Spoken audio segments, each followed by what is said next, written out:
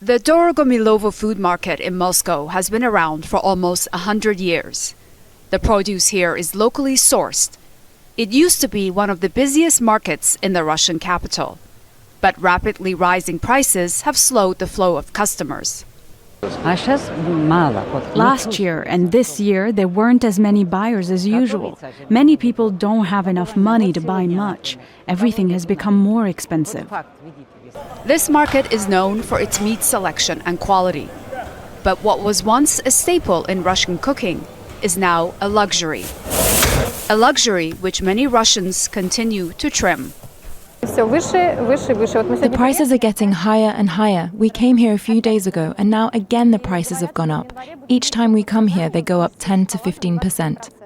According to the Federal State Statistics Service, annual inflation now stands at nearly 10%, and essential goods saw a dramatic price increase in 2024.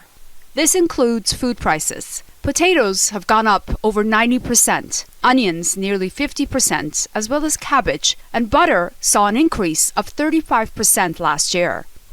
While soaring defense spending has fueled Russia's economy in recent years, it's also contributed to rising inflation. Russia has repeatedly raised its defense spending to sustain its war in Ukraine, from $59 billion in 2022 to $109 billion in 2023, and just over $126 billion set aside for this year.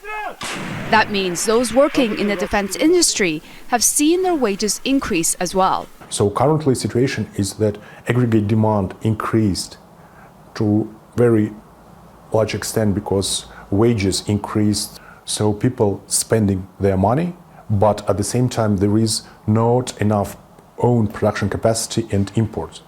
So in this situation, inflation will become higher. To curb accelerating inflation fueled by war expenditures, Russia's central bank has raised its interest rate from 7.5% in July 2023 to 21%, the highest level since the early 2000s. Economists predict this year's financial outlook to be grim but not catastrophic. In October, the International Monetary Fund dropped its GDP growth estimates for Russia from 1.5% to 1.3%. That means Moscow's failure to curb inflation could be driving the country towards what's known as stagflation, a scenario in which growth is low and inflation is high, making it harder to escape than a recession. Dorsa, Jabbari, Al Jazeera, Moscow.